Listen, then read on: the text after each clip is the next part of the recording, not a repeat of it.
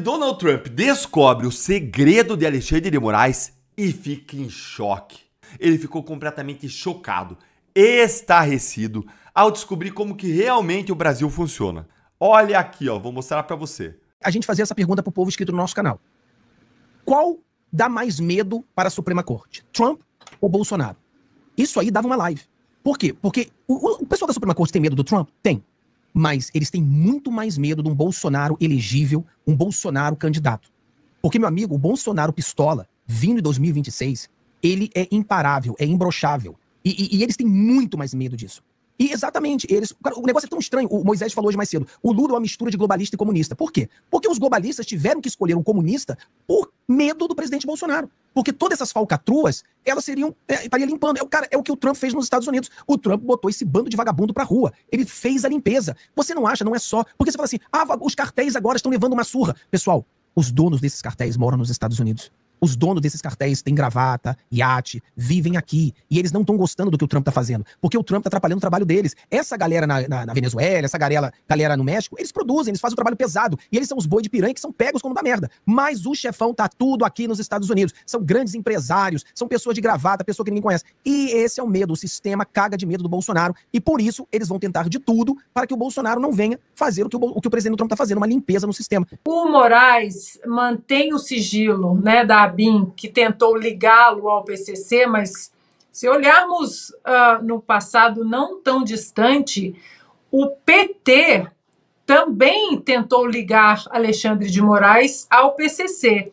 Existe um tweet que já foi apagado pelo partido, de 17 de maio de 2016, que diz o seguinte: hashtag ministro golpista, Alexandre de Moraes advogou para o PCC e maquiou dados de letalidade policial. Veja aqui. É claro que o link levava para um texto, para um artigo no site do PT. O texto também já foi apagado, mas claro que nós, né, salvamos em cachê esse texto. E o texto apagado no site do partido, do PT, afirmava, entre outras coisas, que Moraes tinha atuado como advogado em 123 processos em favor da Transcooper, a empresa que teria sido citada em uma investigação que apura formação de quadrilha e lavagem de dinheiro do PCC. Naquele texto, Paula, o partido ainda afirmava que, como secretário de Segurança Pública de São Paulo, o ministro teria estado, aspas, à frente de operações truculentas da Polícia Militar Paulista, conhecida por sua violência e mortes arbitrárias. Fecho aspas para o texto do PT, e que o ministro Alexandre de Moraes teria maquiado dados sobre homicídios no Estado. Aí a gente pergunta, Paula, e o tal do flagrante perpétuo? Do flagrante eterno, que foi usado para a prisão inconstitucional do deputado Daniel Silveira e para a manutenção inconstitucional depois de uma graça presidencial constitucional dada pelo presidente Bolsonaro. O que acontece com o flagrante perpétuo do PT tentando ligar o ministro Alexandre de Moraes ao PCC? Fica aí a pergunta, porque esse absurdo jurídico, né, do flagrante perpétuo no Brasil, ele só serve para um lado. Vamos lá, que tem mais uma entrevistada agora, porque a gente falou do caso Felipe Martins, está azedando para o Alexandre de Moraes. A gente falou um pouquinho do caso Eduardo Talhaferro, está azedando para o Alexandre de Moraes também. E tem o caso da Flávia Cordeiro Magalhães, brasileira, que é também cidadã americana, mora aqui há muitos anos nos Estados Unidos. A gente já conversou com a Flávia aqui no Conversa Timeline, e no sábado o Paulo Faria, advogado dela, foi ao X, fez lá um texto grande fazendo várias denúncias contra o Alexandre de Moraes. Bom, primeiro, a Flávia foi incluída de ofício no inquérito das fake news por postagens que ela fez em redes sociais aqui dos Estados Unidos. A Flávia foi considerada foragida da justiça, porque disseram que ela não tinha paradeiro certo, não tinha endereço conhecido. foi considerada foragida. E agora a gente descobriu, Paulo Faria denunciou, segundo ele, o Alexandre de Moraes chegou a acionar a Polícia Federal e mandou um jagunço, talvez um ou mais, eu não sei, mas o Paulo Faria falou em um jagunço da Polícia Federal aqui para os Estados Unidos para vigiar a Flávia. Mais ou menos como disseram lá na Vaza Toga 1, naquelas mensagens vazadas pelos assessores do Alexandre de Moraes no STF, no TSE, que eles tinham o desejo de enviar agentes da Polícia Federal aqui para os Estados Unidos para sequestrar o Alan dos Santos, jogá-lo num avião e levá-lo de volta para o Brasil. E parece que no caso da Flávia isso foi um pouquinho adiante, assim, isso de alguma forma caminhou. Ela teria sido monitorada numa manifestação em Fort Lauderdale, se não me engano, em 2024, aqui na Flórida. E a Flávia está com a gente, eu agradeço inclusive a Flávia pela espera. Flávia, mais uma vez, muito obrigado. Seja bem-vinda aqui ao Conversa Timeline.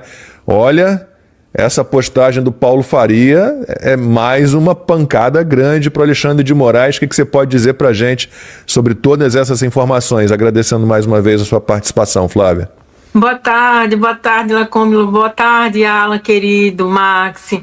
Ô, Lacombe, para mim foi um susto muito grande. Eu recebi essa informação na quinta-feira. Doutor Paulo me ligou, falou: Flávia, você está em casa, senta que lá vem bomba. Eu disse: meu Deus, que mais, né? Que pode aparecer mais. Eu fiquei, finalmente, eu fiquei sabendo o que foi que eu escrevi de tão grave, né, no Twitter. Uma postagem em junho de 2023, dia 15 de junho de 2023, agora eu já sei o que eu postei. Quinta-feira, doutor Paulo me ligou, alguém mandou o meu processo para doutor Paulo, vazou, alguém, acho que lá dentro do STF, né, não aguentando mais, feito tagliaferro, disse: não, agora chegou a hora. Mandou para doutor Paulo está com um arsenal na mão. Eu vou ler só o que eu tenho vários, mas eu vou ler o mais importante, tá aqui na minha frente. Serviço Público Federal. Deixa eu só falar uma coisa também, Lacombe. A Polícia Federal, ela não tem poder de nada aqui nos Estados Unidos em relação a mim. Primeiro, eu estou nos Estados Unidos, estou em solo americano, moro na Flórida há 23 anos e sou cidadã americana. Eu sou legal aqui, eu sou cidadã americana desde 2012. A Polícia Federal não tem nada a fazer comigo aqui. O doutor Paulo falou assim: Flávia, eles não podiam fazer nada, eles não podiam te prender, tocar em você. Mas se eles te chamassem, uma pessoa passando ali fizesse: Flávia, eu tenho uma caixa para te entregar aqui, tu não ia? Eu disse: ia, porque a gente vivia de doação, né? A gente fazia as coisas aqui, as nossas manifestações, passava uma pessoa, Flávia, me ligava: Flávia, eu vou deixar uma água lá, Flávia, eu vou deixar a bandeira lá, tu vai pegar. Eu sempre fiz essa era a minha área dentro do IES Brasil. Sempre pegar doação aqui, doação ali, essa era a minha área. Alguém poderia me chamar, eu ia no carro, ali mesmo eu era empurrada, eles estavam aqui para me sequestrar, para me jogar lá no Brasil, para me prender lá no Brasil. Eu só não fui jogada para algum lugar porque tinha uma pessoa do meu lado que é o Rafa. Uma pessoa que apareceu lá assim, do nada, e eu pedi para ele ficar na barraca comigo, do nada. E o meu post que levou tudo isso, que ele me acusa de fake news, uma acusação de fake news que manda sequestrar uma pessoa nos Estados Unidos por causa de uma publicação. O que foi que eu falei? Eu estava numa casa de pessoas conhecidas e tinha 3 generais lá. E os 3 generais aqui vazou essa informação e ainda falou: a gente não pode falar nada porque o crime está dentro do governo. E eu dizendo a eles: vocês são muito covardes, vocês têm que denunciar isso é muito grave. O que os generais falaram? 3 generais, eu nem sei o nome dessas bosta, desses melancias, que a gente tá nessa situação por causa de gente covarde como essa gente. Esses 3 me fizeram de boi de piranha, porque eu ouvi e falei o que eles falaram. Eu não ia inventar uma coisa dessa na minha cabeça. O meu post foi: vocês sabiam que o Alexandre de Moraes foi visitar o Marcola na cadeia? O que é que o ministro do STF tem a conversar com um bandido? o PCC está dentro do STF. Esse foi o meu post. A gente tá lá no processo. Tá no processo. Se isso fosse mentira, ele ia mobilizar o Brasil, o governo, uma cúpula de bandidos para me sequestrar nos Estados Unidos por causa de uma mentira que ele diz que é mentira, que pelo jeito não é. Porque o que ele tem a esconder? Por que ele não vem? Por que ele não me processou? Por que ele não falou que era mentira? Por que ele não fez, como é que fala aquele negócio, injúria, né, difamação? Me processa. Ele não fala que é mentira, me processa. O cara me meter na prisão, cancelar meu passaporte, mandar jagunços me sequestrar, pra saber, sabe lá o quê? O fazer o quê comigo? Me matar? Sumir comigo? Me meter numa prisão pra eu apanhar? Porque eu ia apanhar até morrer dentro de uma prisão. O cara mandou me sequestrar. Mandar a Polícia Federal aqui me sequestrar. Cara, o que eu posso falar mais? Completamente absurdo. Tá aqui o documento. Dr. Paulo está com um book de provas, de assinaturas, de pessoas envolvidas. Alexandre de Moraes, o Gonê e vários outros delegados da Polícia Federal. Como assim? Você usar o poder público, dinheiro de impostos do brasileiro, para mandar sequestrar uma pessoa? Qual crime que eu cometi? O que foi que eu fiz? O que é que eu fiz? Flávia, e você ainda é cidadã americana, né? O que torna a situação ainda mais grave. E eu queria entender uma coisa. O doutor Paulo Faria falou algo, já comentou alguma coisa com você sobre abrir um processo, né, aqui nos Estados Unidos para averiguar toda essa situação, porque o que a Polícia Federal fez, que você está contando aqui para a gente, trazendo essa denúncia, é completamente ilegal. Doutor Paulo vai chegar hoje em Washington, D.C., foi chamado, o governo americano já sabe de tudo. Quando eu soube disso, eu entrei mandei direto pro Paulo Figueiredo. Alan, eu te peço perdão, eu fiquei tão desesperada. Eu ia mandar pra você, eu ia mandar tudo pra você. Doutor Paulo pediu pra eu não mandar pra ninguém. Quer dizer, eu não mandei nada pro Paulo, eu só falei: Paulo, pelo amor de Deus, escuta, doutor Paulo, eu não posso falar. Doutor Paulo me proibiu de falar. Por favor, escuta, doutor Paulo. Paulo disse: eu tô de férias, Flávia, eu não posso falar por telefone, mas por mensagem eu posso. Eu mandei mensagem para doutor Paulo, isso era meia-noite. Era meia-noite. Mandei mensagem para doutor Paulo, entre em contato com o Paulo Figueiredo amanhã por mensagem, ele não pode receber ligação. Pelo amor de Deus. O governo americano já sabe, o governo americano já tem tudo em mãos. Tudo em mãos. Doutor Paulo está chegando em Washington, D.C., eu tô indo me encontrar com ele essa semana. E eu tô assim, congelada. Alan, eles iam me levar pra longe do meu filho. Eu só tenho um filho. Você se sente segura aqui nos Estados Unidos? Assim, nos Estados Unidos eu me sinto segura, claro. Mas tem essa gente entrando aqui ainda. Eu tenho meu filho, Alan. Esse é o terror, né, que o Alexandre de Moraes provoca. A tortura, né? Muita gente não sabe o que é tortura. Algumas pessoas pensam que a tortura ela é apenas a tortura física, né? Mas a tortura psicológica, ela também é tortura e é linguagem técnica, gente. Não é brincadeira isso, não é figura de linguagem. Alexandre de Moraes é um torturador. Você deixar uma mãe desesperada, com toda a proteção garantida pela cidadania americana. Criminosos, que isso não é Polícia Federal, criminosos entrando em território brasileiro para fazer tortura, que é o que eles estão fazendo com a Flávia nesse exato momento, né? Eu te digo, confie em Nosso Senhor, confie em Deus, eles não vão colocar o dedo em você, né? E graças a Deus existe os Estados Unidos da América, porque infelizmente foi isso que aconteceu com muitas das pessoas que hoje de alguma maneira conseguiram escapar, estão na Argentina, no México, em outros países, Portugal, e tantas outras que ainda estão na cadeia. Né? Porque é isso que eles estão fazendo. Eles estão torturando a Débora, estão torturando Jair Messias Bolsonaro, estão torturando as vítimas do 8 de janeiro e estão torturando a Flávia, assim como torturaram a minha família, 3 anos e meio esperando para ver meus filhos e minha esposa. É abjeto o que eles fazem, mas confie, né? Continue sendo essa mulher forte. O Dr. Paulo entrou em contato comigo, a gente conversou e nós precisamos levar esse caso. Tudo bem que as autoridades americanas já sabem, e sabem mesmo, tá? Mas nós precisamos dar foco ao seu caso para que o povo brasileiro entenda, Flávio. Eu gostaria que você falasse isso para as pessoas no Brasil, que não é um governo, é um regime. Vejam só isso daqui.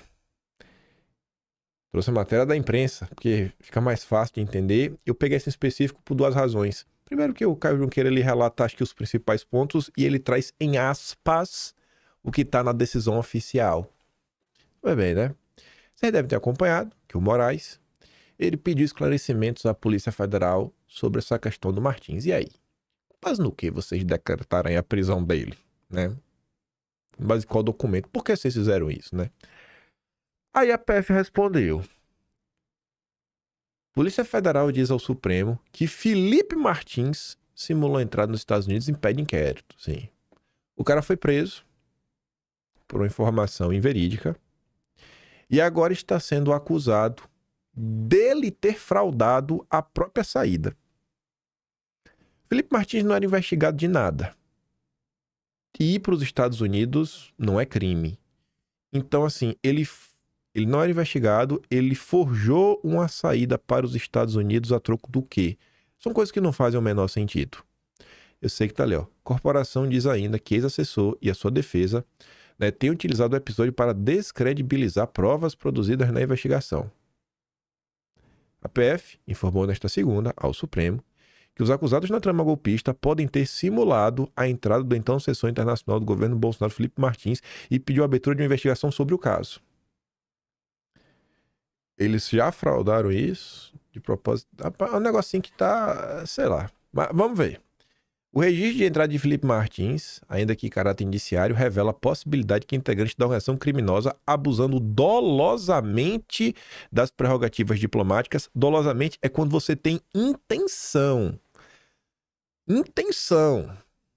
Tenham se utilizado do procedimento migratório diferenciado relacionado a comitivas de chefes de Estado, no qual não há presença física dos integrantes da comitiva presidencial perante as autoridades migratórias, com a finalidade de simular uma falsa entrada de Felipe Martins em território norte-americano. Porque ele simularia uma entrada falsa se não tinha nenhum inquérito, não era alvo de nada, sabe? Nada, absolutamente nada. A troco do quê, meu povo? A PF afirma ainda que Martins e a defesa dele têm utilizado o episódio para descredibilizar provas produzidas na investigação e que a alegada simulação tem semelhança com a prática das milícias digitais, já investigadas em outro inquérito conduzido pelo Moraes. Aí tá ali, ó. Essa circunstância, envolvendo a prisão do Felipe Garcia Martins Pereira, tem sido utilizada como prática de novas ações de embaraçamento tomadas como estratégia para descredibilização das provas e das autoridades que atuaram na persecução penal. A metodologia observada ostenta semelhança com a atuação da milícia digital investigada no inquérito 4874, em especial pela utilização da internet para a propagação de informações falsas por meio de influenciadores digitais e até mesmo de advogados que possuem posição de autoridade perante o público de interesse. Então, o governo Bolsonaro fez uma exceção falsa de propósito e existe no momento alguma confusão sendo perpetrada nas redes sociais pela milícia digital para descredibilizar as provas. Que provas? Eu não entendi agora. Agora eu não entendi que provas são essas. Se ele não foi, velho, é prova do quê? Rapaz. Aí, Fábio Shaw foi responsável pelo inquérito no seu Bolsonaro, outras 36 pessoas tentativa de golpe de Estado. E no mesmo documento, o delegado pede abertura de investigação. Diante da impossibilidade de esgotar no presente ofício todos os elementos envolvidos e ainda considerando a gravidade dos fatos constatados, a PF sugere a instauração de procedimento apuratório específico com devido compartilhamento das provas já produzidas. Pronto. Agora vai investigar aí, viu? Todo mundo vai ser preso. Eu não sei nem como descrever isso daqui, né? Na verdade até sei, mas eu prefiro não descrever. Acho que vocês aí já, sei lá, véio, chegaram às conclusões de vocês, aí não é muito difícil de chegar a uma conclusão nesse caso. Aí, como eu disse, né, o Estadão publicou um editorial hoje. Eu acho que se essa questão aí tivesse aparecido um pouquinho mais cedo, talvez coubesse 2 parágrafos nesse editorial. Talvez agora o Estadão vai ter que fazer um novo editorial. E essa editorial aqui é bacana, sabe? Tirando aquele parágrafo padrão que vocês já sabem que vai ter do já passamos pela era Bolsonaro, o pior já passou, agora não precisa mais sair perseguindo todo mundo. O Supremo não é bedel das redes sociais. Como se não tivesse nada mais importante a fazer, Moraes manda investigar autores de ameaças a Dino nas redes, aproximando perigosamente o Supremo do papel de fiscal do pensamento. Aproximando. Ainda não chegou, viu? Ainda não chegou, gente. Tá perto. Calma. Ainda estamos no Estado Democrático de Direito. Aí diz que o Supremo está cada vez mais à vontade, no papel de zelador absoluto da democracia brasileira, ainda que isso implique sacrificar garantias constitucionais elementares como a liberdade de expressão. Encarnando uma espécie de farisaísmo da era digital, o Supremo arvorou-se em bedel do debate público, controlando o que os cidadãos podem ou não publicar nas redes sociais. Acho que essa aqui é a denúncia padrão dos bolsonaristas desde que o mundo é mundo, desde 2020.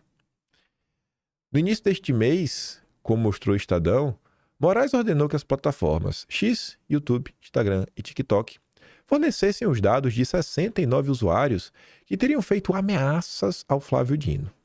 O pedido via PF partiu do próprio Dino, que se zangou com mensagens hostis a ele depois de seu voto na ação penal 2668, que julgou o núcleo 1 da tentativa de golpe. A decisão de Moraes foi proferida no inquérito das milícias digitais, uma investigação aberta em julho de 2021 e que, passados mais de 4 anos, segue inconclusa. Ao autorizar a devassa naquelas dezenas de perfis, Moraes arrisca consolidar na opinião pública a imagem do Supremo como um fiscal do pensamento. Nesse ponto aqui eu até não discordo do Estadão. Ele arrisca, porque, na verdade, ele não arrisca. Eu acho que ele pode arriscar numa parte, porque para a esquerda ele é herói. Para a esquerda brasileira ele é herói, de forma indiscutível. É o herói do povo brasileiro, né? O pai do Lula. Para a direita, não precisa nem falar. Eu acho que tem uma parte de pessoas aí no meio do caminho que talvez tenha alguma reticência com o que a direita diz, mas aí sim, eu acho que essa turma pode cada vez mais acordar, né? Enfim, o panóptico digital incumbido de patrulhar a opinião alheia. Nada poderia ser mais perigoso para a mesma democracia que a corte se mostrar, né, empenhada em defender. A nova ordem de Moraes, como tantas outras que se multiplicam nos inquéritos sem fim sob sua relatoria, agrava um problema que se tornou estrutural. Opa, deixou de ser exceção, agora virou estrutural. Eu gostei dessa descrição. O Supremo, que deveria ser o garantidor maior das liberdades individuais, asseguradas pela Constituição, converteu-se às raias da paranoia em instância inquisidora de qualquer cidadão que publique conteúdo considerado ofensivo à corte ou aos seus ministros. Esta mixórdia entre crítica e ataque, entre opinião e crime, é terreno fértil para o arbítrio? Afinal, como distinguir uma crítica, ainda que ácida, de um ilícito penal? Quando o cidadão passa a ter medo de expressar uma crítica ao judiciário, por receio de ver mobilizado contra si o aparato persecutório do Estado, não se está mais diante de um perigo. A democracia já se degradou.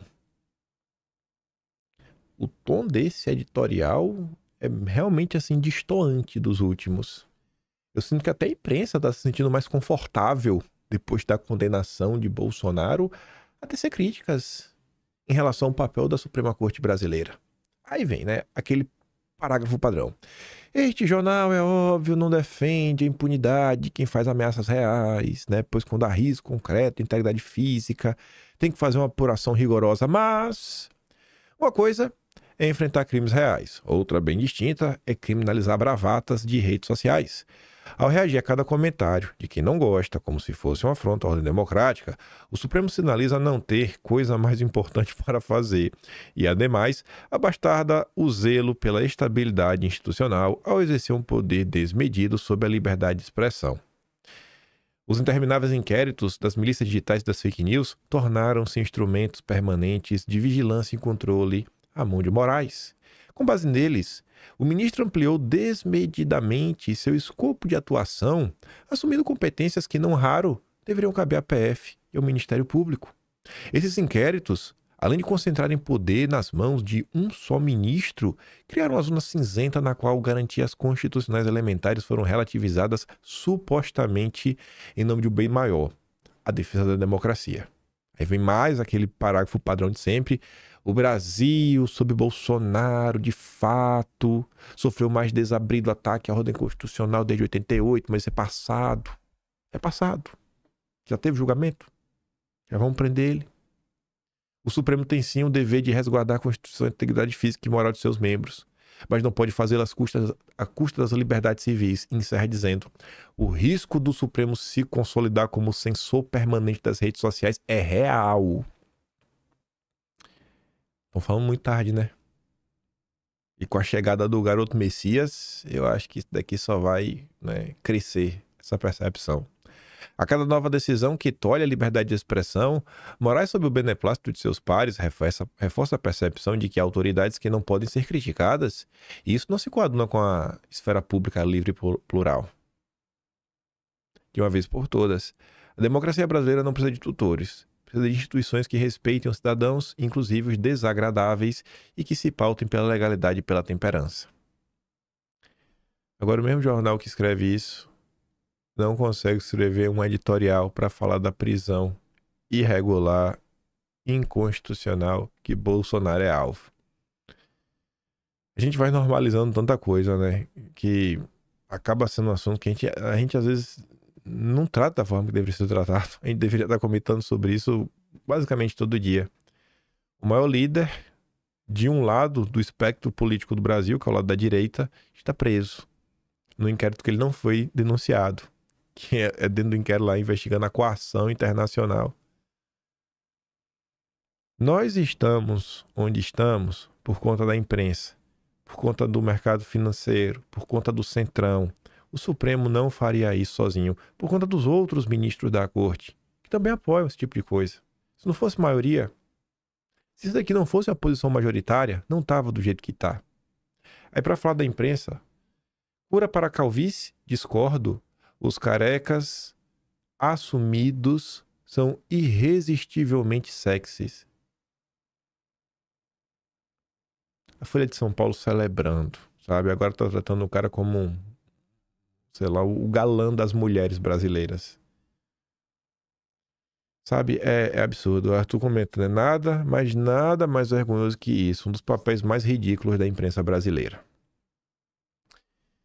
Avançando um pouquinho para falar da imprensa brasileira, vocês percebem que eu sempre faço questão de, quando eu vou dar play a alguma coisa, usar o meu telefone, porque, querendo ou não, existe algo chamado direitos autorais, que você tem que respeitar. Existe direito autoral para música, né? Para audiovisual. Aí, por exemplo, eu comentei sobre o carro da novela da Globo, mas só mostrei o áudio. Eu vou descrevendo, falo para você e digo, ó, se vocês querem ver o vídeo, corre lá no Telegram, vai lá e pega. Porque esse tipo de coisa acontece. Imagine você trabalhar por 3 horas seguidas, sei lá quanto tempo o Claudio fez de live. Aí você termina, quando você termina, não tá mais no ar, sumiu. Porque assim, você não perde só o pedacinho falando da novela, o vídeo todo fica fora do ar. É assim que funciona. Aí você tem que, né, ser um pouquinho mais esperto. E o Vinícius pergunta, cara, tem necessidade de derrubar a live? Eu acho que não, acho que devia tirar só o trecho, mas é assim que funciona até os dias atuais. Então, uma live toda acaba sendo perdida, né? E aí, como eu sou esperto, como eu sou safo, eu uso meu celular, dou play no áudio, que o áudio já é suficiente. Tava passando no Twitter e eu vi isso daqui, ó, achei bem curioso. Ontem de manhã, o Demore estava inclusive na frente do Supremo, trazendo algumas informações sobre a química entre o governo Lula e o governo Trump. Vamos ouvir. Olha, Vivi, final de semana eu fiquei um pouco preocupado, acho importante a gente prestar atenção nisso também. A gente está aqui nas marquises do STF, onde talvez entre hoje e amanhã teremos já o nome do próximo ministro do STF indicado pelo Lula. Agora, eu fiquei um pouco preocupado, queria ouvir o César também e o William sobre isso, e você também. O Lula, no final de semana, deu algumas declarações em relação aos Estados Unidos que não ornam muito bem com a ideia de que a reunião com o Mauro Vieira em Washington foi boa. Fiquei um pouco preocupado com isso, porque o Mauro Vieira fez uma reunião em Washington com o Marco Rubio, soltaram um comunicado em conjunto, um comunicado que mais às vezes, na verdade, não diz nada, né? Não teve nenhum avanço prático de negociação. Foi um comunicado do tipo, houve uma aproximação e a gente vai continuar conversando. Vamos marcar, né? Próximo a gente marca aí. Mas pareceu que foi tudo bem, de fato, pareceu que não se falou mais em Bolsonaro, não teve nenhuma escaramuça um pouco maior, não houve nenhuma declaração dos Estados Unidos mais agressiva depois do comunicado. Agora me estranhou o Lula no final de semana falar de novo sobre o Trump, falar de novo, olha, ninguém vai mexer com o Brasil, se alguém mexe com o Brasil, falando sobre o Trump. César, para alguém que teve uma reunião que pareceu uma reunião boa, parece meio fora de tom que o Lula tá colocando na mesa nesse final de semana. E aí, falando com algumas pessoas nesse final de semana também, achando estranha essa posição, muita gente tá dizendo que a reunião, na verdade, não foi lá tão boa assim, não, né? Não teve nenhum encaminhamento mais direto. Parece que teve uma cobrança em relação aos BRICS também, pro Brasil se posicionar em relação aos BRICS. Houve uma parte da conversa que teria sido uma parte da conversa sobre geopolítica, que foi pouco explorada na semana passada. Falou-se muito de Bolsonaro, de tarifa, mas falou-se pouco de geopolítica, falou-se pouco de BRICS, de dolarização ou de não dolarização, de menos ou mais uso do dólar, de incremento de mais ou menos países nos BRICS, de comércio bilateral com outros países que não sejam os Estados Unidos, e parece que isso é uma grande preocupação do Brasil também, dentro também dos negociadores muito próximos ao Geraldo Alckmin, que foi um dos negociadores dessa história. Então, só pra gente ficar de olho, porque vem esse ataque ao Petro, vem esse ataque ao Maduro, o Lula se coloca de novo frontalmente, publicamente, né, Vivi, brigando, digamos assim, com o Trump, se colocando contra o Trump, colocando o pé na porta, como se diz, mas depois de um momento em que, aparentemente, a negociação tinha sido boa, a conversa tinha sido boa, não seria um momento pra levantar o tom. Então, eu acho que a gente vai ter alguns desenvolvimentos nessa semana aí mais complicados do que a gente imaginava em relação a essas conversas. Parece aí que a Globo mentiu, né, velho? Pra que eu fui acreditar na Globo, velho? A Globo me falou que Lula mandou bem. Eu já tava tão feliz, velho. Boa, a Globo me enganou de novo. Toda vez a Globo me engana. Eu nunca aprendo. Aí. Ai. Esse vídeo, ele vai ter um peso... Assim, você colocar esse vídeo, pensa o seguinte, né? Você vai conversar com uma pessoa que tem memória fraca e que não acompanhou as coisas. Se você só mostra esse vídeo, o cara fala, beleza, realmente, né? Eu acho, só tem uma certa impressão que alguém da imprensa disse que tinha tudo ido bem e parece que não é bem assim, né? O cara fica com a impressão que mentiu. Agora imagine você trazer as mais diversas matérias da imprensa em ordem, toda a festa que foi feita, toda a narrativa que foi levantada, e depois você dá o choque de realidade. Pá, toma, aqui ó. Foi isso que aconteceu. Aí acho que o peso e o poder de convencimento é maior, né? Aí, estou falando isso por quê? Porque como o mês está passando, né? E conforme o mês vai passando, eu vou começando a se organizar as coisas, já pro Atlas, aí você começa a ver que tivessem temas, bloco de temas que rondaram o mês, que as coisas vão se encaixando. Que às vezes o tema começa no início do mês, aí passa umas 2 semanas, você tem mais um complemento, vai, e quando você junta tudo, você fala, cara, como a imprensa no Brasil se dedica a mentir e manipular. É incrível, é o papel da imprensa, mentir e manipular. A imprensa também tem os seus apoiadores, né? Tipo Boulos. Olha pra essa foto aqui, gente.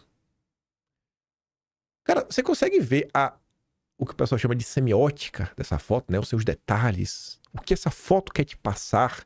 O Boulos de gravata vermelha, né? Um ambiente que é avermelhado.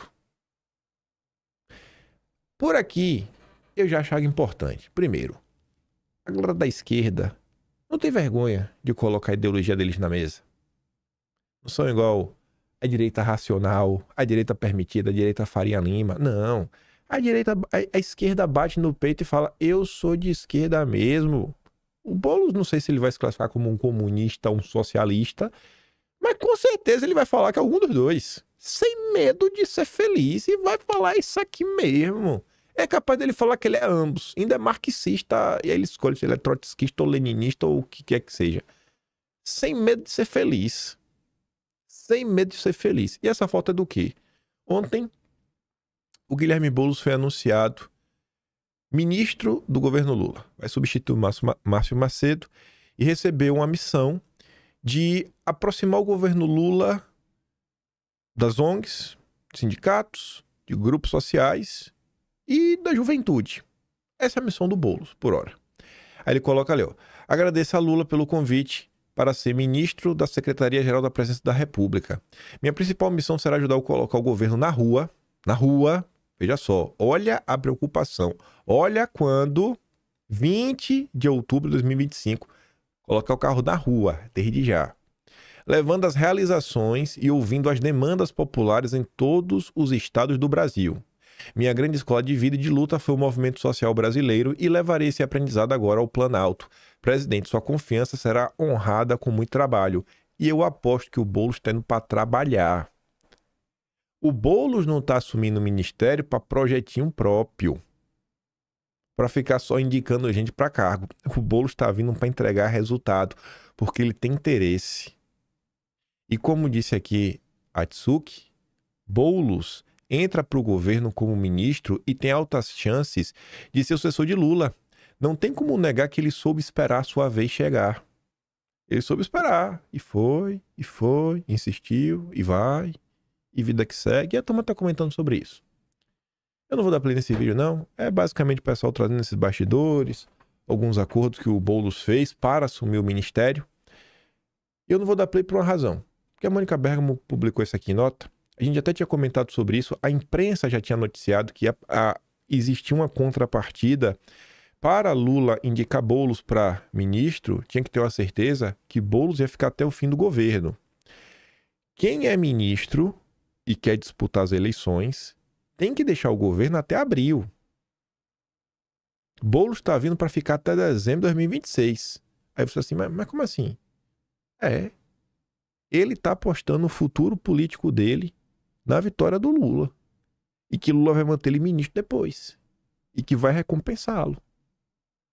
O Boulos deu o salto de fé. O Boulos foi ali, na frente do penhasco, e falou, Lula, você vai pular? Eu vou pular com você. Se não for pra gente cair, a gente não cai. Se for pra gente cair, a gente cai junto. Eu tô frisando isso daqui porque esse tipo de postura é uma qualidade. Tá sendo mal utilizada. Está sendo utilizado para apoiar o Lula. Agora, desse tipo de postura aqui, quantos vocês conseguem ver na direita? Quantos vocês conseguiram ver? Vamos voltar no tempo. 2021, um ano antes das eleições de 22. Outubro de 21.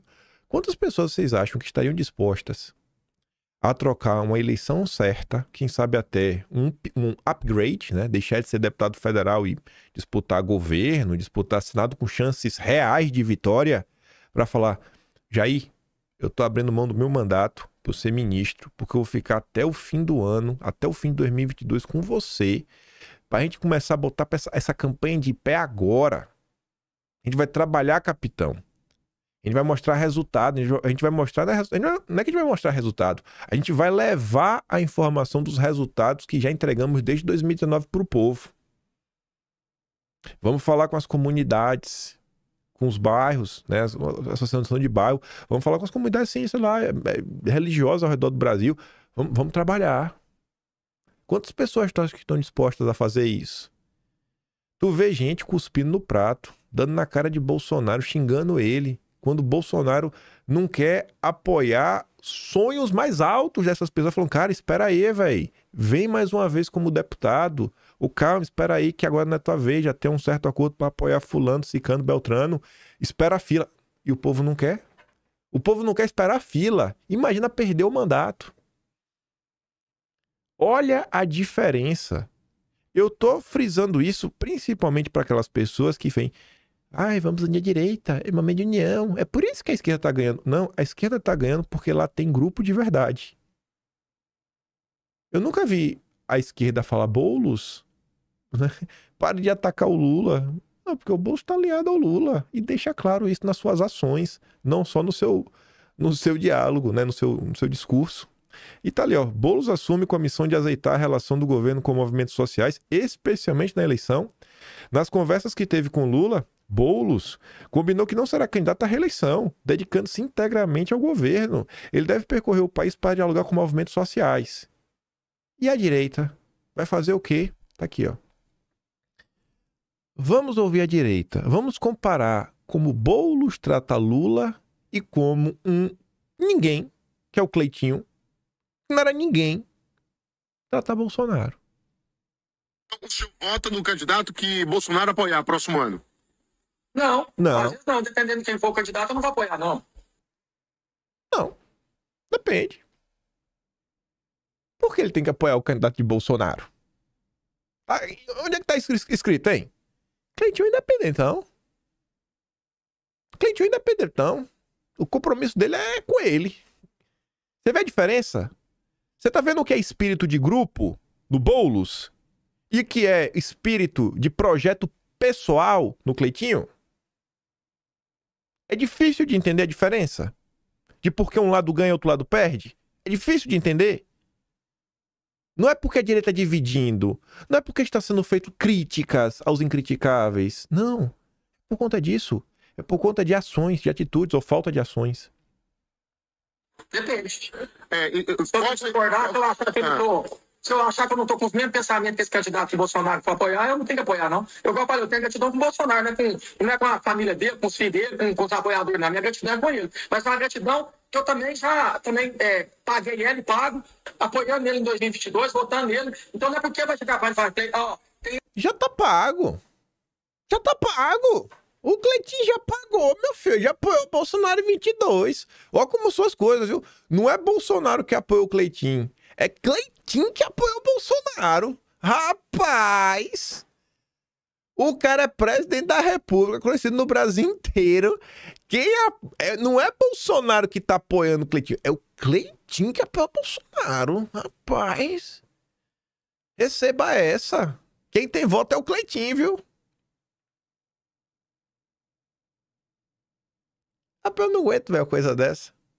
E o errado sou eu, que tô dividindo a direita. Eu divido a direita. Vamos unir a direita, gente. Vamos unir. candidato que eu vou apoiar aqui. Não, se eu não concordar, não vou apoiar, não. Entendi. Quais seriam os candidatos, por exemplo, da direita que o senhor já exclui, que o senhor não apoiaria? Por exemplo, se o candidato for Eduardo Bolsonaro, o filho dele. Não apoio. Não apoio. Boa. E Tarcísio? Ele não está aqui no Brasil. Como é que eu vou apoiar um candidato que não está aqui no Brasil? Respeito ele, entendo a situação dele também, não estou aqui para julgar ele, mas ele não está no Brasil, eu não tem como eu apoiar ele. Nada contra a pessoa dele, não apoio. Curioso você ver até a foto, né? O Zema com a carinha aqui, ó, bonitinha, o Cadeirudo, o Ratinho Júnior cada vez mais fofinho. Olha a cara do Eduardo, olha.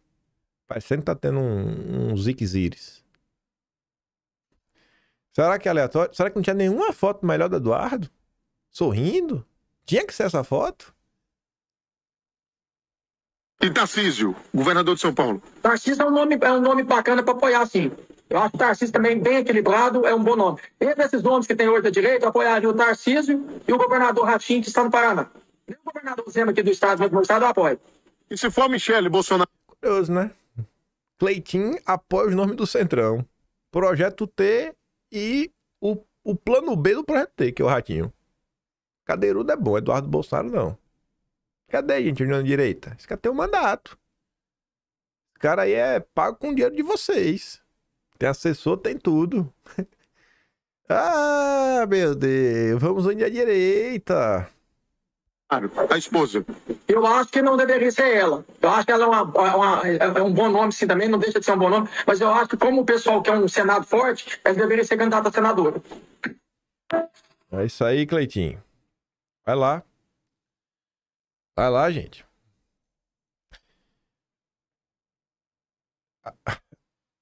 Não é porque a pessoa, sei lá, não é porque a pessoa torce por Flamengo que ela é sua amiga, sabe? Você é flamenguista, a pessoa também. Não significa que vocês vão ser amigos. Você pode ter uma coisa em comum, mas a pessoa tem outro interesse, não é o mesmo interesse que o seu. Não é porque a pessoa tá contra o Lula que a pessoa tá do seu lado e está apoiando o seu projeto político. Enquanto não houver verdadeiramente uma cisão, para deixar claro, ó, essas pessoas que estão aqui, elas realmente se apoiam, elas realmente andam juntas, elas realmente estão dispostas a dar cara a tapa, elas vão ganhar o bônus, que é o amor, o carinho e o engajamento da tia do Zap, fora os votos. E, em contrapartida, ela também vai marcar com os ônus, né? As pressões. Enquanto isso não acontecer, a esquerda vai levar todas. Aí você corta pro Centrão, pra Farinha Lima. Olha a preocupação. Olha qual é a preocupação dos caras. A do Boulos é eleger o Lula. E os aliados de Bolsonaro? O Centrão está tentando pressionar Jair Bolsonaro a tomar uma decisão o mais rápido possível. Hoje, Valdemar Costa Neto, às 14h, se encontra com Jair Bolsonaro e deve tratar esse tema. Só que Bolsonaro não tem pressa. E a gente entende por que não tem pressa. Porque quanto mais ele ficar nos holofotes, melhor para ele e melhor para fortalecer a pauta que ele considera prioritária, que é a pauta do PL da Anistia, que apesar de ele considerar prioritária, está em banho-maria no Congresso Nacional. Mas essa estratégia deles, né, Uribe, ela tem dois buracos muito grandes. Primeiro, a maior chance que Jair Bolsonaro tem de qualquer tipo de coisa parecida com uma anistia, qualquer tipo de perdão de pena, é se ele contribuir para eleger um presidente da República que lhe dê um indulto, porque não há avanço no Congresso nas negociações para uma redução aí da pena do ex-presidente. Por enquanto, a gente está vendo essa discussão totalmente paralisada no Congresso. Segundo, o ex-presidente da República, uma vez preso, decidir que ele só vai começar a colocar o carro na rua de fato para uma eleição presidencial, para mobilizar o seu eleitorado, transferir esses votos para uma pessoa em quem ele confie, se ele fizer isso só em julho do ano que vem, a campanha já está correndo a todo vapor há mais de 6 meses. A gente que cobre a eleição sabe que o jogo está começando já. A partir da virada do ano, a gente vai ter já uma movimentação muito intensa do campo adversário. O presidente Lula já está recompondo a equipe. Em abril do ano que vem, de qualquer forma, se o candidato é Tarcísio de Freitas, ele tem que deixar o governo de São Paulo. Então esse é o maior buraco. Se Tarcísio não sair do cargo, já se sabe que o candidato não vai ser o governador. Se ele permanecer, se ele decidir se desincompatibilizar, está dito o que ele vai fazer. Então, como é que Bolsonaro vai enrolar isso até julho do ano que vem? É uma estratégia que faz muito pouco sentido, considerando que os fatos não esperam a conveniência do ex-presidente da República ou a vontade da sua família, dos seus interlocutores mais próximos, de bancarem um determinado quadro. O que está em questão aqui é que, neste momento, não vale a pena para Bolsonaro ou para qualquer pessoa nesse campo bancar uma candidatura, seja de Tarcísio ou de outro candidato. Imediatamente não é bom mesmo, porque você só aumenta a rejeição desse candidato, você o expõe antes da hora às críticas dos seus adversários, aumenta o seu desgaste e faz com que, no momento de fato se lançar numa eleição, ele seja obrigado a lidar com uma tensão ali muito maior do que se ele o fizer mais em cima da hora. Ele fica protegido pelo cargo, Tarcísio de Freitas, se ele for de fato o candidato. No campo adversário, o governo do presidente Lula tem certeza, ou praticamente certeza, de que Tarcísio vai se lançar ao Palácio do Planalto, aí por uma série de fatores. A questão é, se Jair Bolsonaro decidir mesmo, olha, eu vou me recolher, vou guardar minha escolha só para mim, ele corre o risco de ver todos os outros agentes se movimentarem em torno de outras escolhas que não sejam dele. Então seria um jogo muito arriscado da parte do ex-presidente. Aí tu corta pra cá. Na Farinha Lima, conversas já falam em reeleição de Lula no primeiro turno.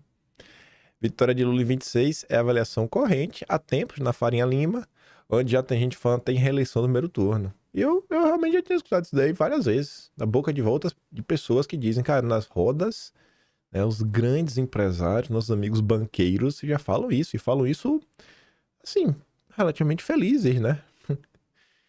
Por mais absurdo que apareça, escreve ali Renato, há um fundo de verdade nessa análise. A Farinha Lima se tornou cúmplice do regime, não porque acredita nele, mas porque lucra com a inércia.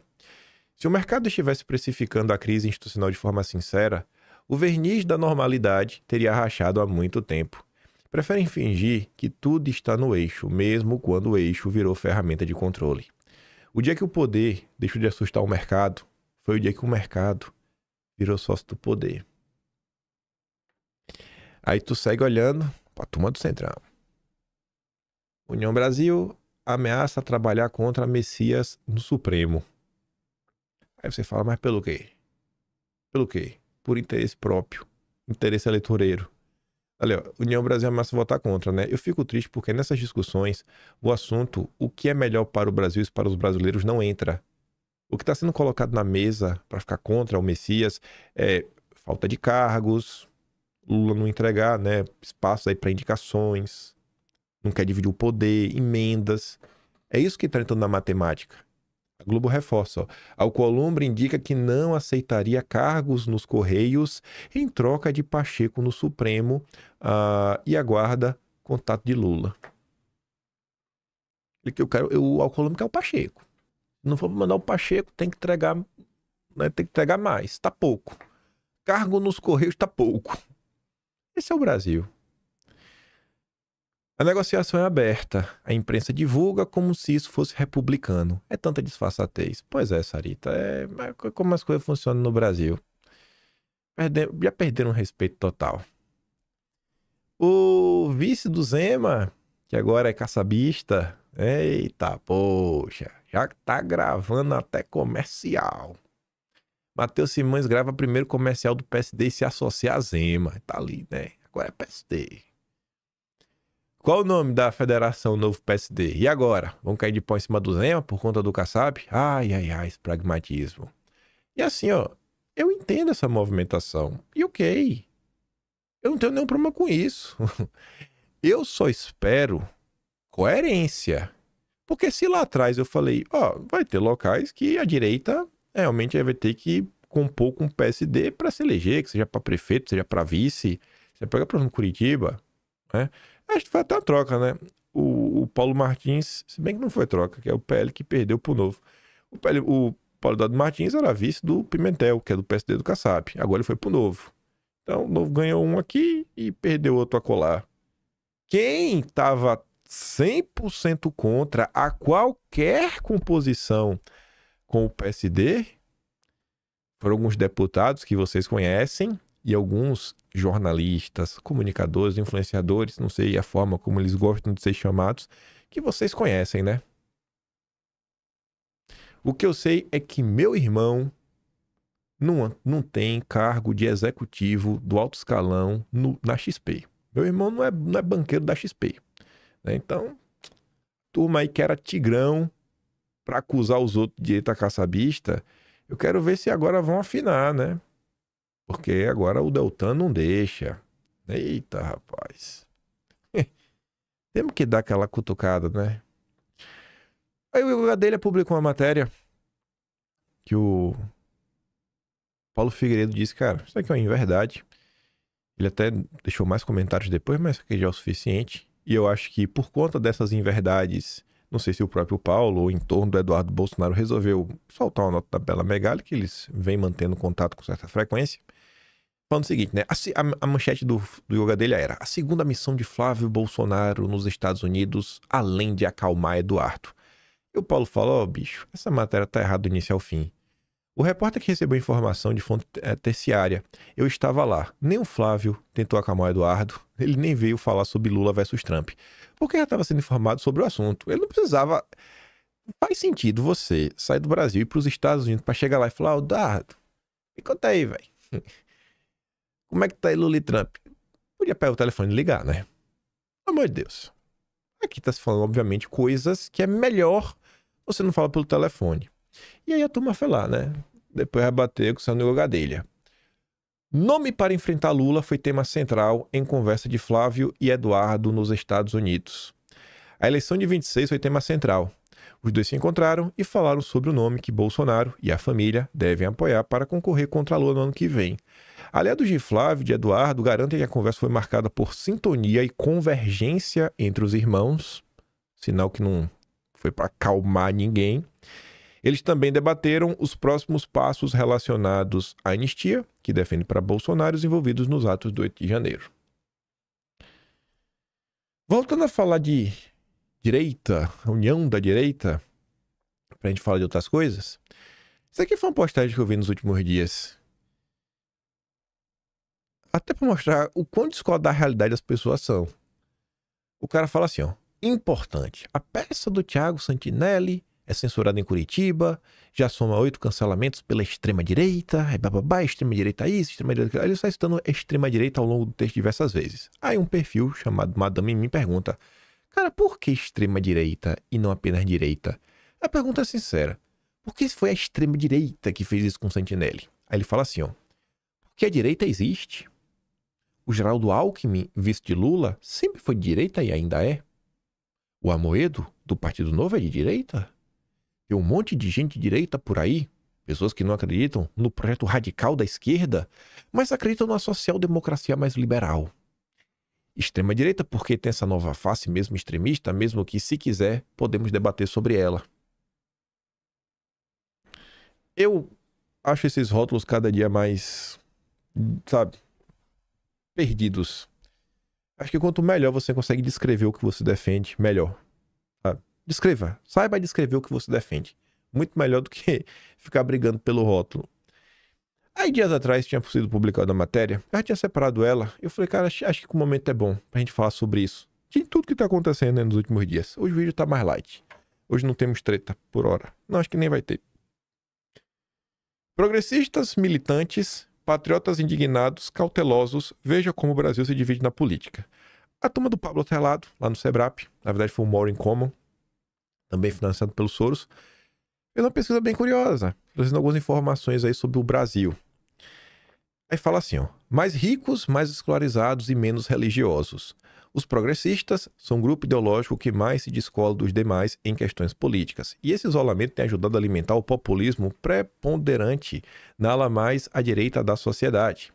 A pesquisa identificou 6 grupos com coerência de opinião e identidade política, que vai de encontro ao senso comum de um Brasil repartido em 2 polos, quem é para Lula e quem é para Bolsonaro. Os 2 segmentos mais numerosos, chamados de desengajados e cautelosos, representariam 54% da população brasileira.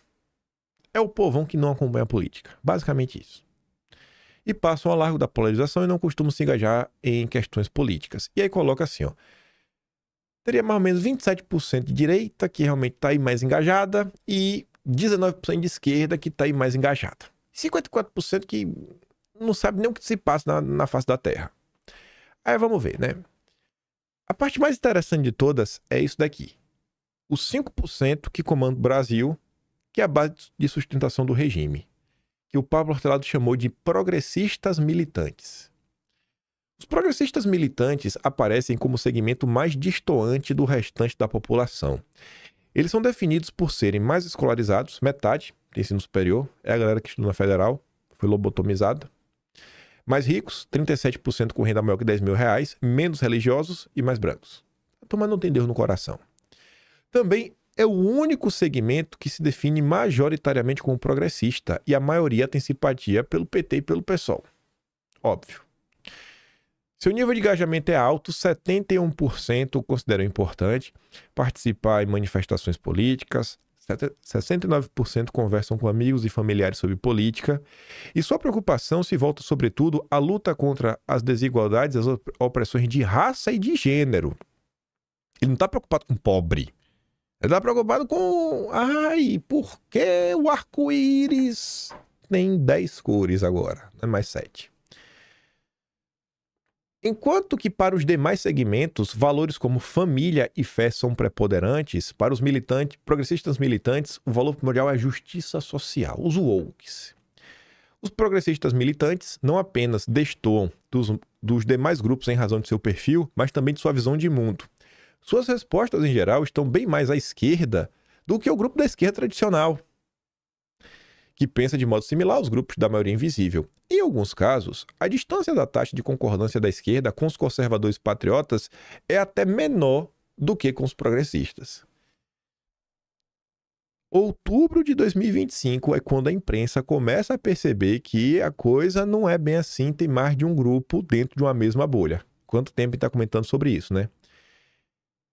A esquerda tradicional que eles vão tratar, você vê, isso você percebe no dia a dia. Temas como liberdade de expressão.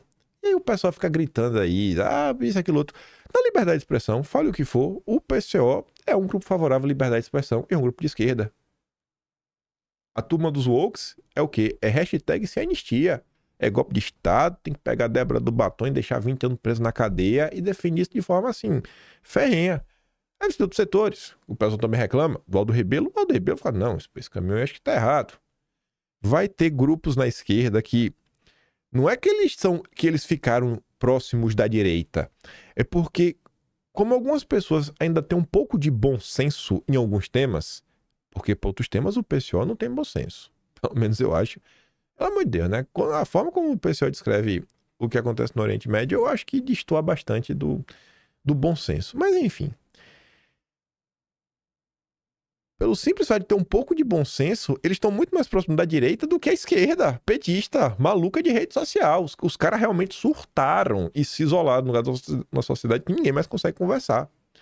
Enquanto o nível de concordância dos outros cinco grupos, por exemplo, a afirmação de que menores de idade que cometem crimes devem ir para a cadeia varia entre 70% e quase 100%, inclusive entre a esquerda tradicional, a proporção entre os progressistas não chega a 30%. A esquerda raiz deve ser o quê? 70% é a favor. Não, se for preso tem que ir para a cadeia. Os woke, que apoiam o Lula, não, menor para ser preso não. Questionados se os direitos humanos atrapalham o combate ao crime, menos de 5% dos wokes dizem concordar com a afirmação, enquanto a taxa varia em 35% e 95% dos demais grupos. A opinião deles sobre escolas militares promoverem disciplina e valores morais também se isola, em torno de 20%. Já até gente da esquerda tradicional está ali no grupo, de 50% a 90%. Enquanto menos de 10% dos progressistas dizem concordar com a frase "a entrada na universidade deve ser exclusivamente por mérito e não por cotas", a taxa de concordância dos outros grupos varia entre mais de 40% a cerca de 90%.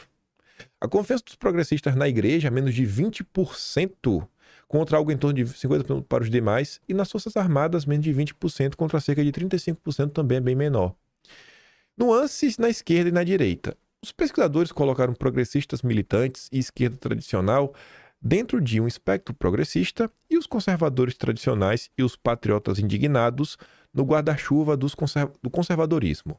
Mas há particularidade nos subgrupos. Pablo Hortelado diz que, enquanto a diferença entre os conservadores tradicionais e os patriotas indignados é de intensidade, ambos estão na direita, só que um é super direitista, direitoso, endireitado, ativista, e o outro não vamos dividir direito, o menino fica ali, né? No progressismo, a pauta dita a personalidade de cada um. Conservadores e patriotas são bem parecidos nas opiniões. Nos grupos focais que fizemos, eles têm discursos muito semelhantes. A diferença é que os patriotas indignados têm identidade mais forte, participam mais da política e se definem mais como bolsonaristas. Somos nós. Na esquerda, tem uma diferença principal. Os progressistas militantes são mais preocupados com questões de opressão de gênero e raça. E a esquerda tradicional está mais preocupada com desigualdade social, ou seja, é uma questão mais de rico contra pobre. E o outro é rico, ele não está preocupado, ele protege rico. Isolamento vira munição populismo na direita. Para os pesquisadores, a combinação de uma disposição populista da sociedade brasileira com o progressismo que é mais elitista fornece base social ao populismo cultural dos segmentos conservadores. Esse discurso argumenta, hoje está difícil para falar, viu? Que as elites intelectuais nas universidades, nas escolas e na cultura estão tentando impor valores progressistas a um povo que é essencialmente conservador. O estudo define 3 tipos de populismo, termo que, segundo uma linha da ciência política, descreve um movimento ou ideologia que emprega o antagonismo entre povo e elite, não povo puro e elite corrupta, de maneira geral. E ele coloca populismo político, econômico e cultural, onde o populismo político é o povo contra a elite política e meio que é transversal, todo mundo consegue meio que enxergar que é mais ou menos assim.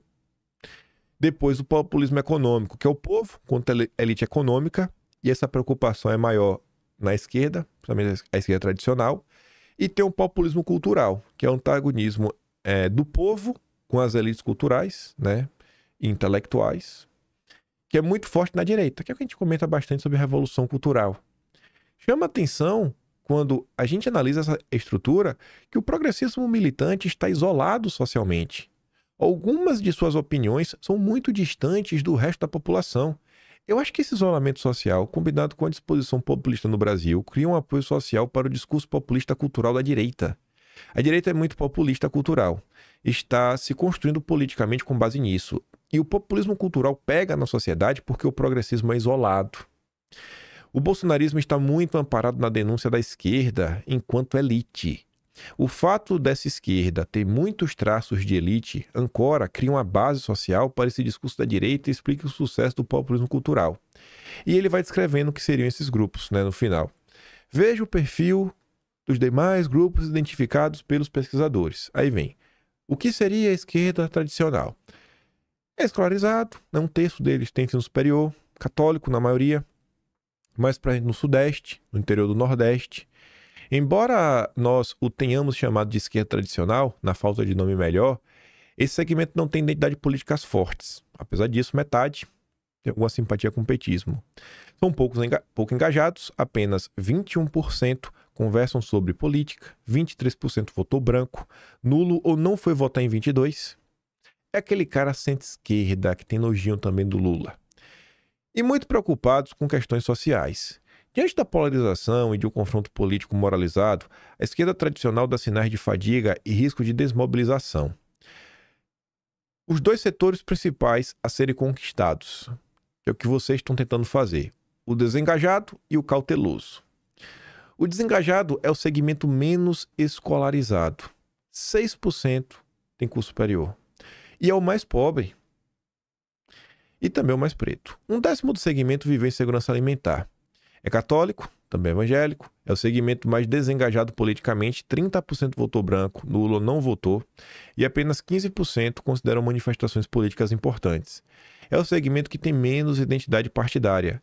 65% simpatiza com partido nenhum, embora 21% simpatizam com o PT. Tem menos identidade no espectro centro-esquerda, 45% não se define como esquerda, direita ou centro, e menos identidade bolsonarista-petista, né? 46% não se define nem como petista nem como bolsonarista. Apesar disso, 72% se identificam como conservadores, em termos de valores morais. São pessoas que estão na direita e não sabem. Preocupam-se com a segurança econômica e serviços públicos de saúde, combate à pobreza. A sua desmobilização não é despolitização, mas um afastamento da política atual, porque ele não se vê representado.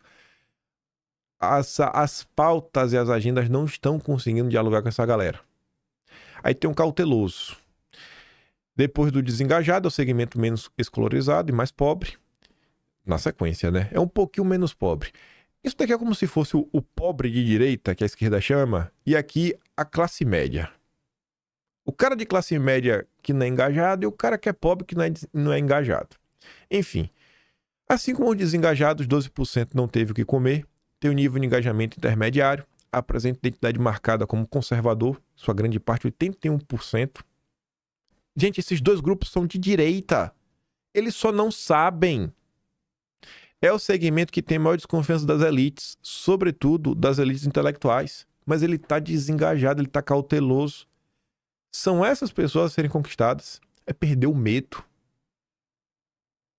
É fazer essa galera perder o medo de se posicionar. Aí depois você tem os dois grupos que estão na direita, próximos entre si, né? O conservador tradicional, religioso, pouco mobilizado, tem identidade política como conservador, bolsonarista, de direita. Tem muitas opiniões semelhantes às dos patriotas no tocante à família e aos valores morais, mas são menos engajados. E aí os patriotas, né? A gente. É um segmento escolarizado, é religioso, são mobilizados, têm identidades políticas muito fortes como conservadores, de direita, bolsonaristas, têm simpatia pelo PL, se informam sobre política predominantemente pelo WhatsApp, pelo YouTube, desliga a Rede Globo, são descrentes das instituições políticas, né? 61% não confia no Congresso, 71% não confia no Supremo. Como conservadores tradicionais, defendem a ordem e os valores morais tradicionais. Nós, né? Nós aqui no meio da confusão. Eu queria muito comentar sobre essa matéria aqui. Eu vou ler a manchete. Parlamentares assinaram pelo menos 2.000 proposições redigidas por lobistas. Essa matéria está falando de pessoas que apresentaram projeto de lei, que não foram eles que escreveram. Essa matéria, inclusive, fala do Hugo Mota. Ele apresentou um projeto assim em 2021, que não foi ele que fez. Não foi ele que fez. Mas enfim. Deixa eu ver aqui a parte do Hugo Mota, eu acho. Aqui, entre eles, o Hugo Mota. Tá, mas não é esse aqui do Hugo Mota, não. Deixa eu ver se eu acho do Hugo Mota. Aqui, ó, Mota e as Bets. O Jabuti apresentado por Hugo Mota é incorporado a uma MP cometida em 2021, criou uma nova forma de tributar apostas, né? O que isso significa na prática? Na prática, essa mudança reduziu imposto sobre as bets. A gente vai voltar sobre isso e falar com mais detalhes, porque quero falar dos republicanos. Mas vamos lá. Se você então não sabia, até agora, que existe lobby para avançar com leis, se até agora você não sabia que o Hugo Mota bota para andar projeto que não foi ele que pensou, mas de grupos de lobby. Com base nisso, vejam isso daqui. Tempos atrás, com o voto da direita, que deixa muito a desejar quando a gente para de discutir liberdade de expressão para discutir sobre outros assuntos, lá atrás foi aprovado um projeto chamado Combustível do Futuro. Esse projeto abraçava toda essa agenda do mercado de carbono zero, SG, esse papo woke, e aumentava o percentual do álcool na gasolina. Olha só, né? E aumentava em 10%. Aí você fala, mas como assim? Essa aí de 27 para 30? Não. Pensa o seguinte, era 27, pulou para 30. Quanto é 10% de 27? É 2,7, ou seja, aumentou mais de 10%. Então vai se consumir 10% a mais de álcool no Brasil. Né? Em tese, né? Não é 100%. A de padaria não é assim. Então imagina, quem vende álcool vai vender 10% mais. Então é uma medida maravilhosa para a empresa do ramo de energia, né? Do etanol. Aí, ontem, quem que aparece para falar sobre isso? Hugo Mota. Ele diz que lutará por aumento da mistura de etanol na gasolina para 35%.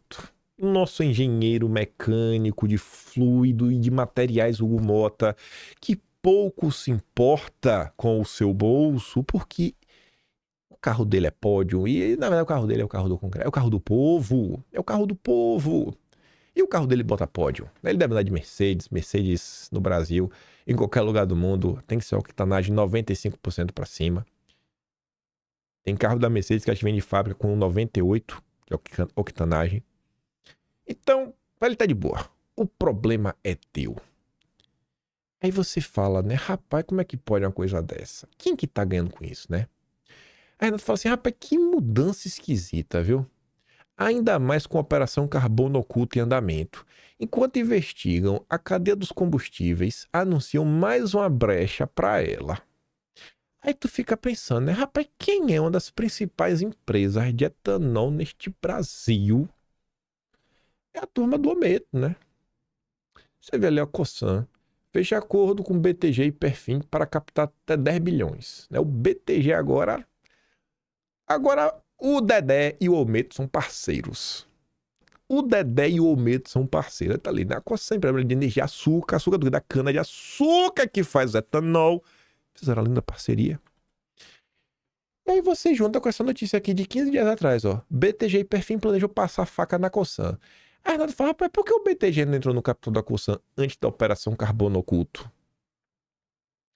Você vê que no Brasil as coisas funcionam de um jeito que no frigir dos ovos sempre favorece os amigos do rei. É algo incrível. A perspicácia da tropa do Dedé em investir em coisas que dão lucro é por isso que o Dedé é o Dedé. O Dedé é brabo. E é por isso que eu quero trabalhar no BTG. Temos que fazer a campanha. Dedé contrato Kim. Não é possível, cara. Aí você vê 35%. Porque isso aqui eu queria comentar muito matéria do lobby. A gente vai comentar sobre isso, porque aquela matéria é muito interessante. Mas para falar o que, gente? Voltando a falar de eleições de 2026. Vamos unir direita. Unir direita em torno do quê? De quais propostas? De quais projetos? Unir direita em torno dos mesmos mercenários de sempre? Eu não tô falando dos mercenários do sistema, eu tô falando da direita também. Vocês não estão vendo que as mesmas pessoas que estão aí na coleirinha do Deltan, ao lado do Chiquinho, foram as mesmas pessoas que ficaram ao lado do Pablo Marçal? Vocês não lembram que até na época do Pablo Marçal eu fiz questão de relembrar, trazendo imagens, postagens, que eram as mesmas pessoas que também subiram no barquinho do Roberto Jefferson? É um padrão. A gente precisa romper com isso. Além de romper com o sistema, para romper com o sistema, também tem que romper com quem tá atrapalhando, bicho. Sério, é começar a verdadeiramente organizar esse país, pessoal. Olha o que tá acontecendo na luz do dia. Na luz do dia, isso aqui vai pesar no teu carro no final do dia. E tá aí, tá avançando. Como se nada tivesse acontecendo. Sabe? Cadê os parlamentares falando? Gente, eu não sei se é pra vocês, mas simplesmente, só que aparece na minha timeline ultimamente, que é político com mandato, é Carlos Bolsonaro, Gil Diniz, Mário Frias, Eduardo Bolsonaro,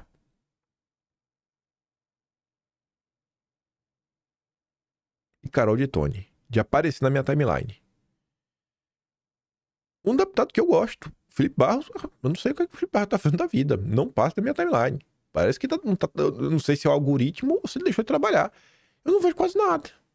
Vou até abrir aqui o tweet aqui agora, se é pra reclamar, né? É fácil reclamar dos deputados que eu não gosto. Vamos aqui tirar aqui a prova dos 9 também pra ver. Agora é tua chance, viu, Felipe? De provar que eu tô errado. Porque tu sabe o quanto eu passo pano pra tu. Mas vamos lá, ó. Fez uma postagem 19 horas atrás. A outra é dia 17. A outra é dia 10. Do dia 10 pra cá, Felipe fez 3 comentários, pô. Assim, tá trabalhando também. Mas, senhor deputado, né? Existem algumas brigas, alguns embates que eu acho que vocês deveriam se envolver ao longo do dia, sabe? Poxa, eu acho que não gasta muito tempo, às vezes, comentar sobre uma coisa. Eu acho importante jogar o Eduardo pra cima. Eu posso defender que tem que jogar o Eduardo pra cima? Eu acho. Tô te cobrando aqui, Felipe, pessoalmente. E olha que eu te defendi, inclusive, agora do Chiquinho. Tu sabe que tu é o meu candidato pro Estado do Paraná. Cara, assim, eu sinto que tá num momento assim que ninguém aparece. Vou olhar, tá aqui, ó. Porque esse eu cobrei pessoalmente. Esse eu cobrei ao vivo. Deixa eu ver como é que escreve o nome dele. É Luiz com Z?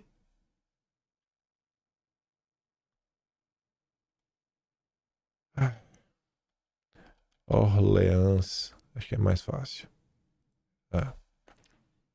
Eu cobrei o Princeso, né? Falar do Eduardo, bater direito. Aí tá falando aqui o debate da LESP, tá? Beleza. A reforma tributária, Colômbia. E Colômbia. Ó, também, né? Sei lá. Aqui, ó. Pô, uma postagem como essa, velho. Cai o braço, ó. Aqui o foco está nos efeitos da Magnix, da perda de vista das tarifas. Mas que pode gerar efeitos políticos mais diretos nos Estados Unidos são a fraude na lei de imigração, reabertura do caso de corrupção, envolvimento de governo e juízo com o narcotráfico. Pô, beleza, bacana uma coisa dessa. Agora, mas, sabe? Sei lá, velho.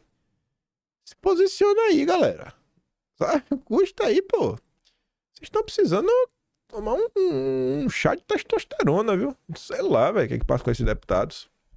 O Felipe eu cobrei pessoalmente no Fio semana passada. Eu falei, ô, copião, tanta coisa acontecendo. Aí ele veio me falar, não, porque às vezes não tem diálogo, às vezes eu não tenho contato com o Eduardo. Eu falei, pô, cara, eu não precisa falar dos Estados Unidos, não. Tanta coisa acontecendo, sabe? Um monte de gente aí, né, do Centrão, com essa boca maldita aí, inventando história, plantando nota, falando que a direita é isso, que a direita é aquilo outro, que Eduardo prejudica a direita. Aí fala de Bolsonaro, que Bolsonaro tem que escolher logo. Cara, isso é pressão que vem sendo feita ao atrás de Bolsonaro. Por que o deputado não se levanta e fala, cara, Bolsonaro não tem que escolher nada porque já tá escolhido, o candidato é ele. E todo mundo passar essa notícia, o candidato é ele. Eu sou a favor disso daí. Sabe? Cobrando aqui numa boa, pô. Sem treta. Eu não sei o que passa na cabeça dessa galera não, velho. Se inspirem no Boulos, sabe? Não sei que... Não precisa invadir a cara de ninguém não, mas se inspirem no Boulos, pô. O Boulos tá aí comprando a briga do Lula. O Boulos tá renunciando ao mandato em prol do projeto do Lula. Eu não tô pedindo pra vocês abrirem mão do mandato, não. Eu quero vocês reeleitos, que a gente não tem nem nome pra substituir. Mas vamos trabalhar, cidadãos. Cidadãos, que eu moro no Brasil da Janja. O pior que eu não falei cidadãos errado, não. Eu falei cidadãos porque veio cidadãos na minha cabeça. Que loucura, viu? Que loucura. É como está o estado das coisas. Eu estou emburrecendo no Brasil da Janja. Deus me livre, viu? Sabendo que o certo é cidadãos. Enfim, eu fico por aqui. Se gosta do meu trabalhinho, quiser ajudar um pouco mais, posso estar membro do canal, tem um Tony Valeu, tem um Patreon na descrição. E tem um Atlas Brasileiro, né? Kimpen.com.br. E pensem muito bem, gente, com a direita que vocês querem construir. O cara perde o medo, vamos amadurecer, vamos dar um próximo passo, né? E é isso. Vejo vocês amanhã. Aquele grande beijo e abraço, tamo juntos. Valeu, meus amigos. Fui!